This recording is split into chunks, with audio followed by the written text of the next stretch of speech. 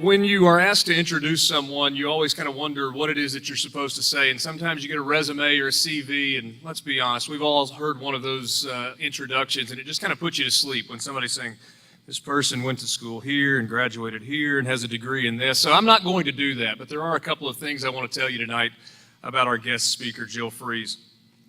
When Jill and I talked a couple of weeks ago, I said, tell me something about you. And the very first thing she said was, Mississippi is my home. And that stuck with me because there are lots of people who don't necessarily want to claim Mississippi as their home. We hear about bottom of the list and top of the list of things. Well, those of us who live in Mississippi and who this is our home, it really strikes a chord when you hear somebody say, this is my home and I want to make a difference here.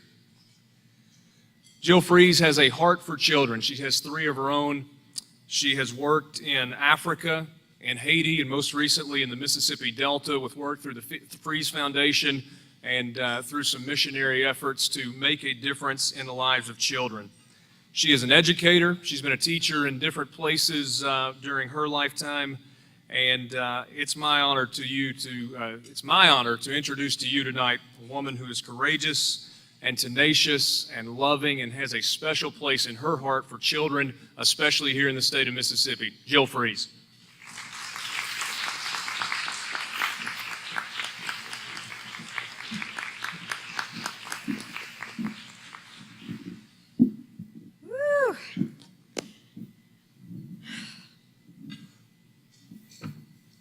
Humbling to be here tonight. I really mean that. To be here on a night to recognize some incredibly amazing families, and they have the name right. They really are champions for children. And so it is just a complete honor to be here and just to be able to share a little of my heart and my passion. And so I'm thankful to be here. And I was reading about what makes a good speech, and so because I wanted to nail it tonight, and they said that a good speech should be a lot like watching a comet. It should be dazzling, it should be eye-opening, and it should be over before you know it. And so I don't know how dazzling it's going to be. If it's not eye-opening, I have failed. And as you can tell, the more nervous I get, the faster I talk, so I'm pretty sure it's going to be over before you know it. So. But as Dr. Long said, a few months ago we got together and we were meeting, and he was just sharing with us the really unique position that Sunnybrook Homes is in with a lot of the resources that they've been blessed with. And he and the board are just very passionate about being really good stewards of these resources. And so they did a lot of research to try to find out where there might be some gaps in taking care of at-risk children. And the things that they learned and he shared with us that day were astounding. And I can't shake it. It keeps coming into my mind. And the more I have researched and the more I have prayed and the more I have just prepared for this, it is just stirring in me. Something that I hope I can stir in you a little bit tonight too. And so the main goal for me here tonight is to bring some awareness that we are in some crisis situations in our state. And as he shared, one of those issues is that we are in need of over 1,500 more foster families. But more importantly than that, we are in need of a support system for the foster families that we already have. I want to share just a few statistics with you that he shared with me that night.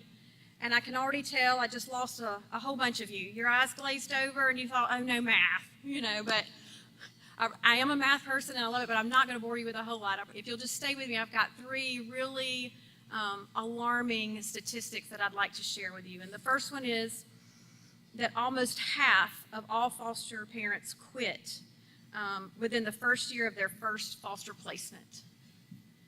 Then we have 25% of all foster parents quit each year.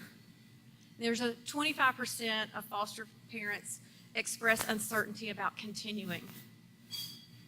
And those statements, those facts are alarming. And so I thought more and more about it. I kept asking the question, what's going on? Like, why are they all quitting? And so I started talking with some foster parents that I know. And I asked them for their experiences. And what I want to do is I just want to share some of their stories with you. And I'll be honest, I talked with the moms. But every one of them, before they talked with me, said, let me talk to my husband first. And kind of get, what we want to share with you. So I'm going to probably be telling it from the perspective of the moms because that's who I talked to, but it really is from both of them. And so here's one of the statements that I got. I wasn't prepared for the reality of it. The training doesn't prepare you for that. You think these children are joining your home and you're going to love them and nurture them and model a good, loving family to you. But the reality is that once you take in a foster child, your world stops and it all becomes about them. I had another said that I had so many family members and friends who really wanted to help me, but they couldn't because you had to go through an approval process first. So we were so limited in the amount of help that we could get because we couldn't just call any babysitter. And the only family members that could help were my parents or his parents. Anyone else had to go through a training process before they could watch the children or drive them anywhere or give us any kind of break. They talk about court dates and visitation days. They're all appointed by the courts. You have absolutely no say-so in them, and you are legally required to be there. Oftentimes, you have to cancel your own doctor's appointments, your child's doctor's appointments. They miss their own child's field trips because these are required legally for them to be there. On court days, the foster children are summoned. They have to come with you, but they aren't allowed in the courtroom. And it's not like you have an appointment at 9 and you get to go kind of have your day at 9. It's you go up there and you sit and wait your turn until they call you. And so you have to entertain and keep them quiet in the hallway. And then when it's your turn, you go into the courtroom and you have to have someone else there to take care of the children out there while you're in the courtroom. Visitation days, when one of them explained this to me, and this was the most overwhelming story.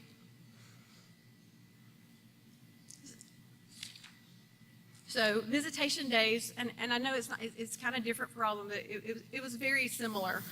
But this particular person was required by the state that she had to go to visitation twice a week, every week.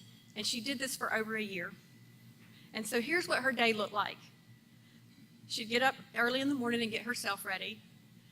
She'd have to get her own child ready and the 2 foster children ready, feed them breakfast, fix the diaper bag for the baby, fix the toy bag for the toddler, and then she would have to continually explain to her own child while they had to go to daycare because they weren't allowed to go to visitation. And then so they had to go to daycare while the other 2 got to stay with mommy. So she would drop her child off at daycare. She would drive an hour because you go to the birth mom city. Another that I talked to was over 2.5-hour drive. You drive to them, and then you entertain the children while you wait for mommy to show up. And oftentimes, mommy doesn't show up. If mommy does show up, visitation is 2 hours, so you wait the 2 hours, and then you get to drive back home the hour drive, and every single time it's with 2 angry children. If mommy doesn't show up, they're angry because you told them they were going to see mommy and they didn't, and it's your fault.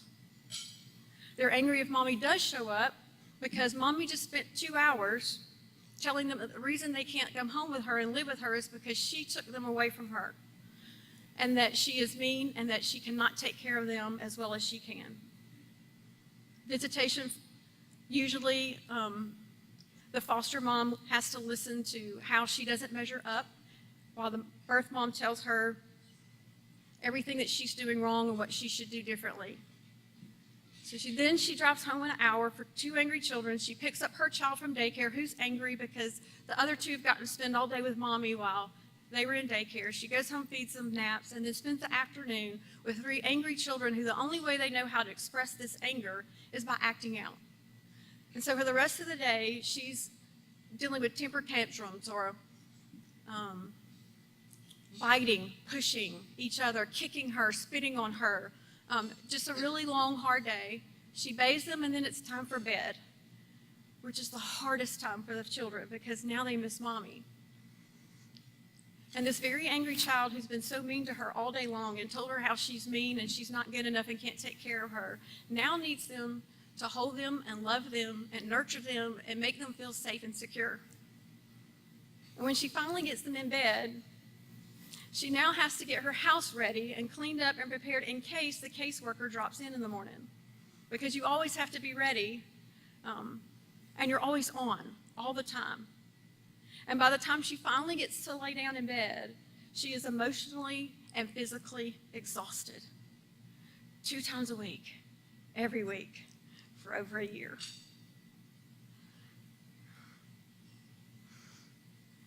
Another one said, I desperately needed help, but I was more cut off and isolated than I ever had been before.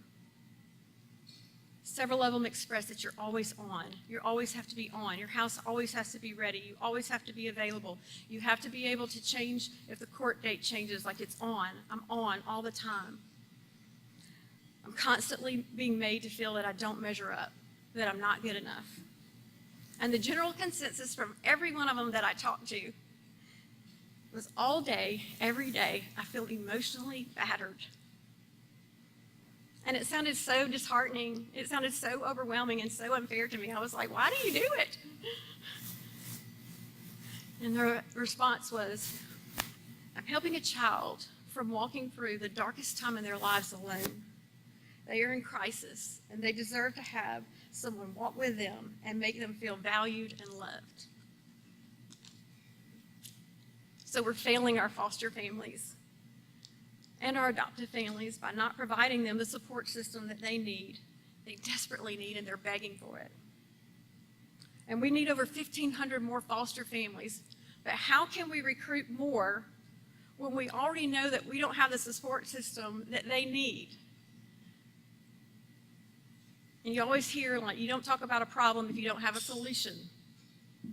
And the amazing thing is, there's an organization in Georgia called Faith Bridge Foster Care Organization, and they already have a model in place where they have 96% retention rate of their foster families. We don't have to reinvent the wheel, it's already there. They have a website that even says, here's what you do if you want to start this in your state. And they have it all laid out for us.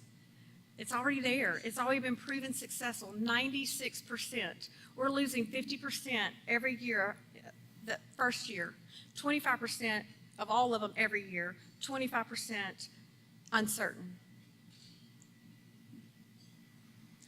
This program, what they do is they use the local churches, and in those churches, they they call it a community of care. And this is how they described it. They use a community of care formed from their local churches to surround foster families and children in loving, stable environments made up of trained volunteers, and that was really important. They were trained.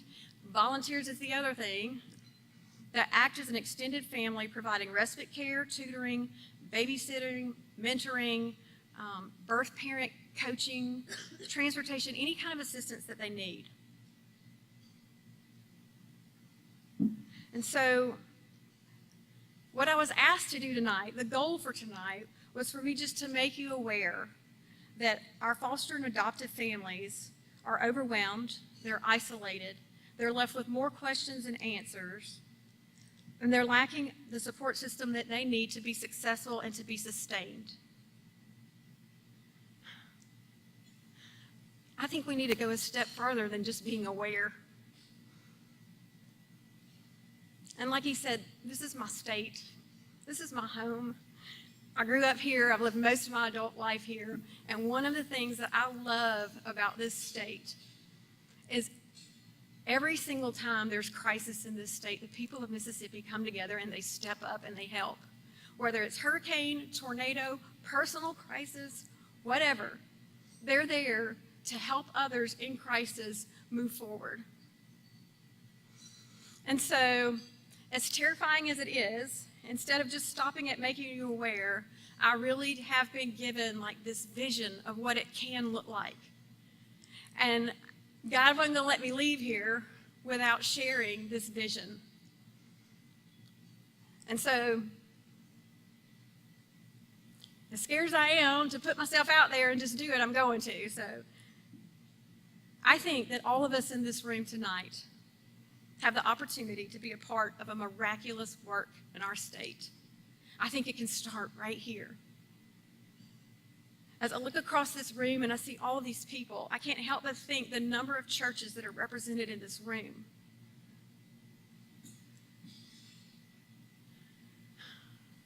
And if we could have many of us in this room walk out of here and be committed to going to our church leadership and sharing this information and asking them to pray about starting a foster care ministry in their church, I believe many of these churches would feel called.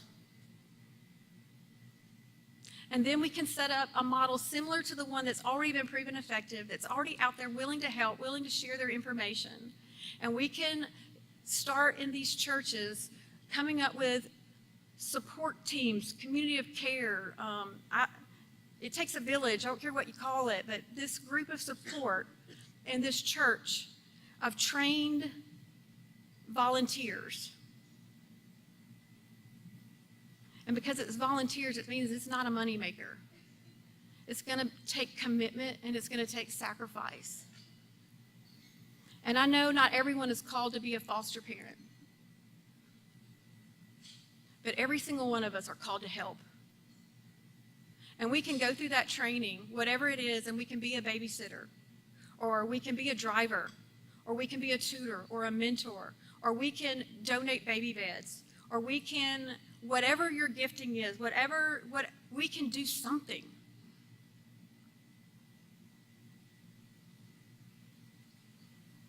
I talked with one foster family, and they were like, it really kind of would help if you had somebody that would just organized all of the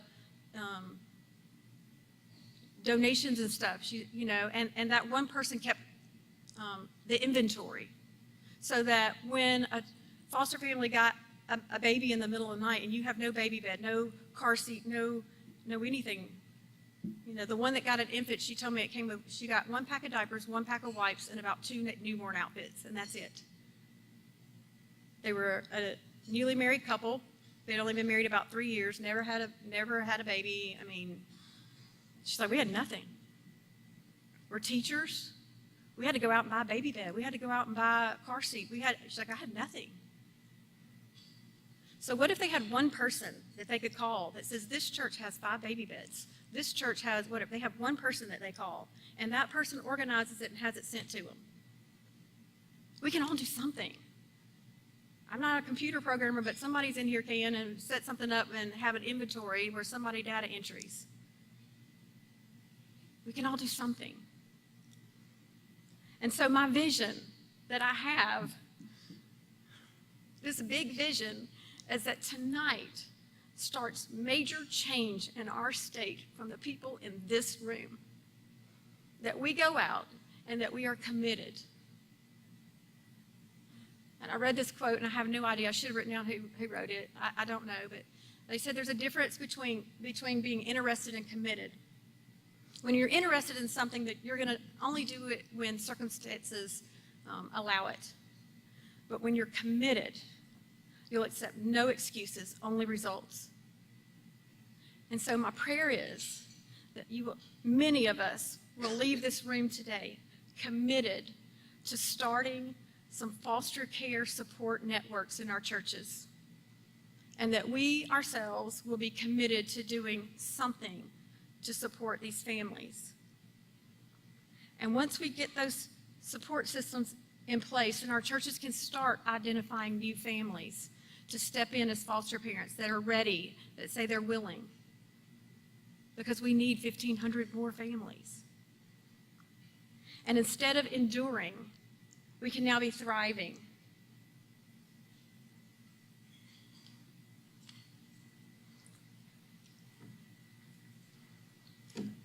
So I've kind of been a little Debbie Downer. But I hope now that you're aware of what these people behind me do every day, that you'll recognize the daunting task that they have, the sacrifices that they make day in and day out. and that we'll do more than just give them an award and applause, because they deserve more than that. They deserve support. They deserve the support that they need to be successful and to be able to continue doing this without being overwhelmed and isolated and burnt out.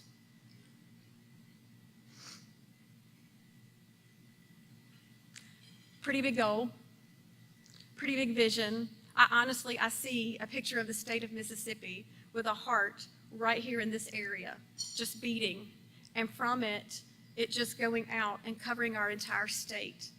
And within 5 years, I don't know why 5, but that's the number that keeps coming to me. Within 5 years, our foster care system is completely changed. From being broken to being thriving and successful. And that the families that are already fostering and pouring it into our children feel supported and they feel valued. And I pray that every one of us commit to partnering with a foster family and being a part of their team or their village in rescuing and restoring these children and their lives and helping them to rewrite their story so that they have a different ending. I appreciate it. Thank you for allowing me to fumble through that, and I just want to say thank you. There are no words for what you do, and it seems so little, but I'm committed to helping the foster families in my area, and I'm praying that you get the support and help that you need.